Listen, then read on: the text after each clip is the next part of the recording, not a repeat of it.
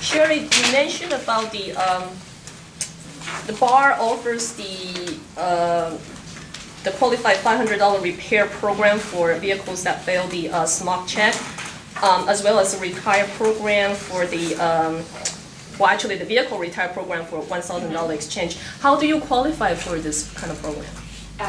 There are two ways for the repairs. If your car has been directed, in other words, you get a notice that you have to go to a test only. Most of the older cars are directed vehicles, so any car that's 1996 and older would more than likely qualify, and even cars that are newer than that as well, if they are a directed vehicle. The other way is if you're low income. Right. So if you're low income and your car fails the Smog check, then you can qualify.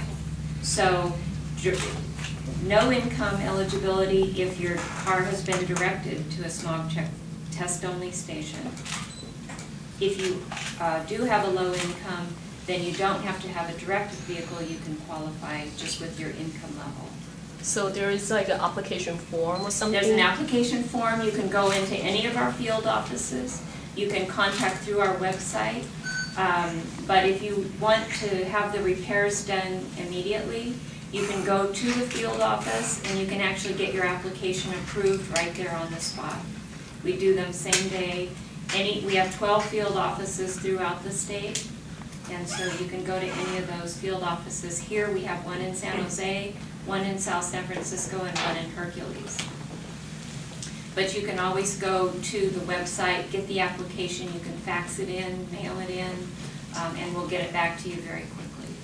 Okay, and the website would be the health, what is this? You can go to any of the websites. You can go to drivehealthy.com, you can go to autorepair.ca.gov, or you can go to smogcheck.ca.gov. Okay. And any of those will get you to our website.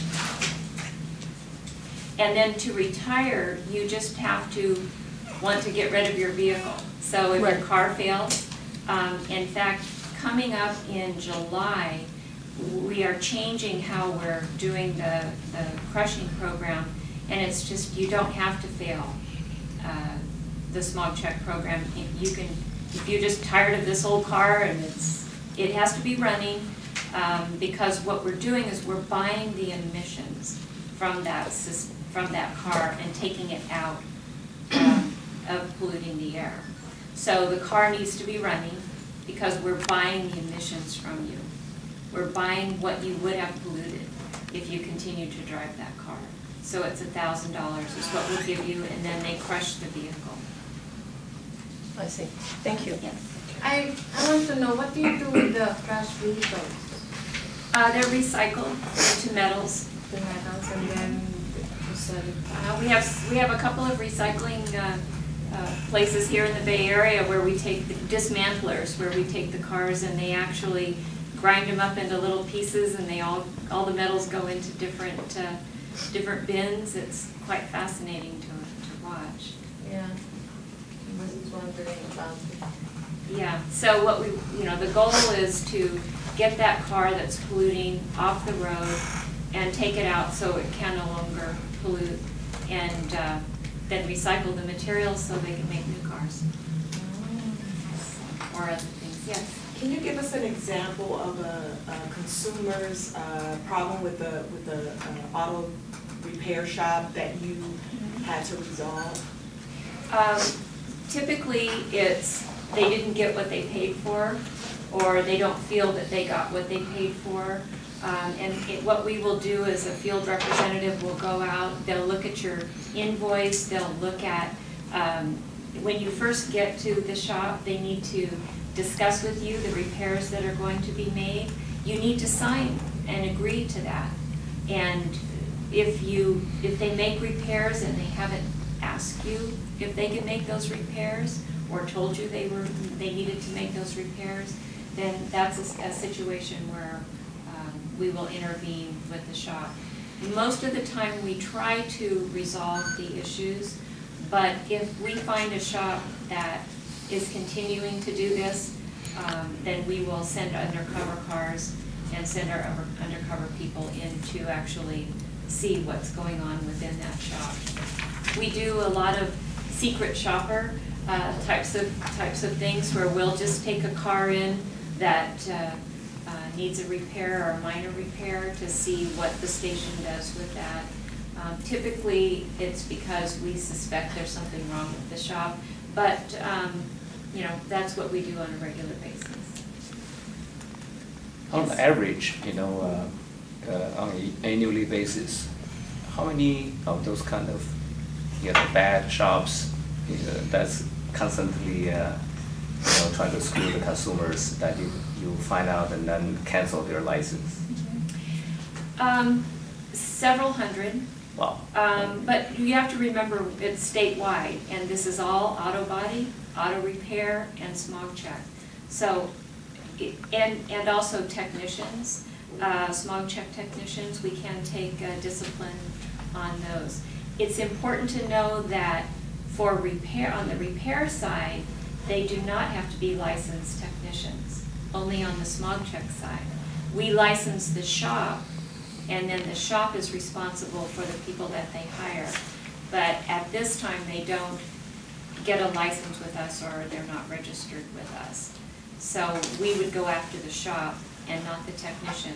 On the smog check side, we can go after both the technician and the smog check station, and soon we may even be able to go after the customer. If the customer is going in and paying for an illegal smog, in other words, they are paying the shop to do something illegal, we will go after both the shop and in the future probably issue some kind of citation to the consumer as well, because they are participating in the illegal activity. And I know people get very, you know, they get very frightened when their car fails the smog check program, and people immediately know it's going to cost them money to get their car fixed. But in the long run, if they don't get their car fixed, it will break or fall apart later and probably end up costing them much more money to repair later, as opposed to you know, getting it done right after their car fails. The smog check is really a health check of your car. And so it's not only meant to clean up the air, but it's also meant to notify you that there is something wrong with your car that needs to be repaired, or it could end up in severe damage later down the road and cost you much more money. So I know it's a frightening thing to go through smog check. We try to make it as friendly as possible. We try to help you and assist you in any way that we can. We do have a program. If your car fails smog and you're not able to get it repaired properly, and you've tried different things, we have a referee program that you can go to. It's like an independent person. They're at most of the colleges. We have also the referee locations, and they can kind of give you maybe a possible way to get your car smoked. So. You mentioned the low-income assistance. How low is low income for consumers?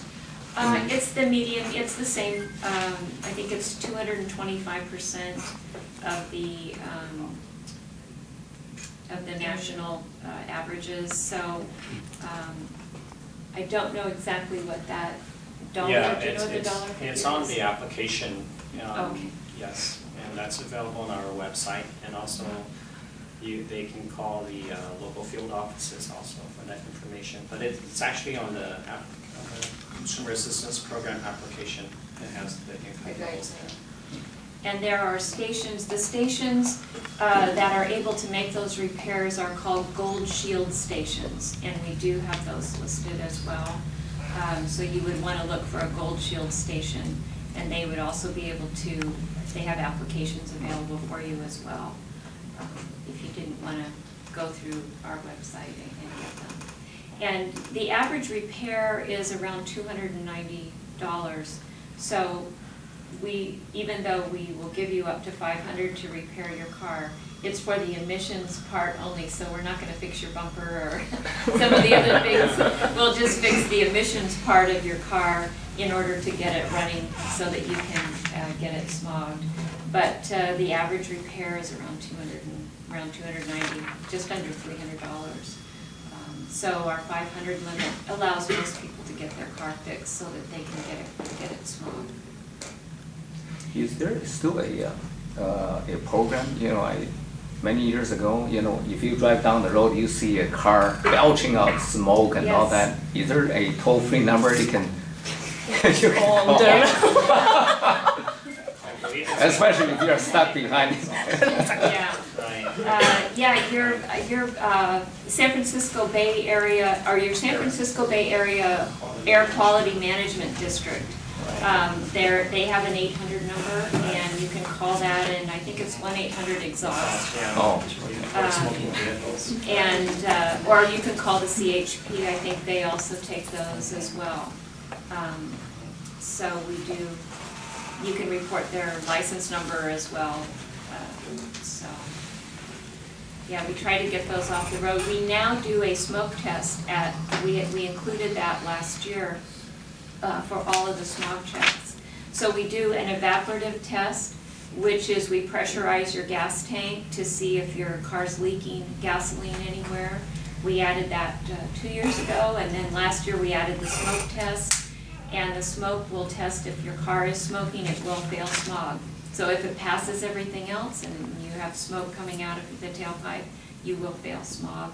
If your car is leaking gasoline in any of the tubing or any of that, it will fail smog as well. And then diesels have just started coming into the program as of April 1st. So newer diesel vehicles are subject now to the program. Is the program state funded or how? Yes, it is funded. It is not funded through the general fund. It is funded through the smog certification fees.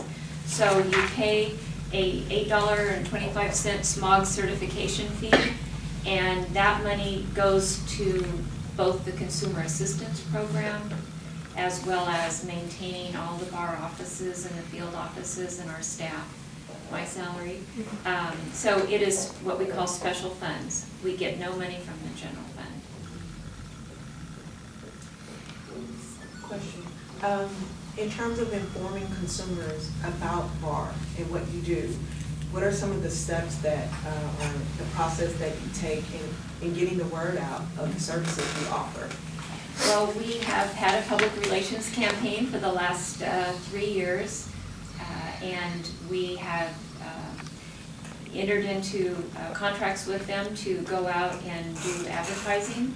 So we have done a significant amount of advertising in the past 2.5 years. Unfortunately, with the state budget, they have cut back on this last 6 months of advertising for us until we see what the future is like with the economy in California. We hope to get back into advertising, but we really focus on low-income communities, underserved communities. We really want to get the message out to people about maintaining their car, about the assistance that's available to them. That's why we're doing it in different languages. The Asian language are not the only languages that we do our brochures in as well. But we really, it's why we're doing this today, is to get the message out to you so that you can get the message out to people who may not normally be served by government. And so that's really our goal.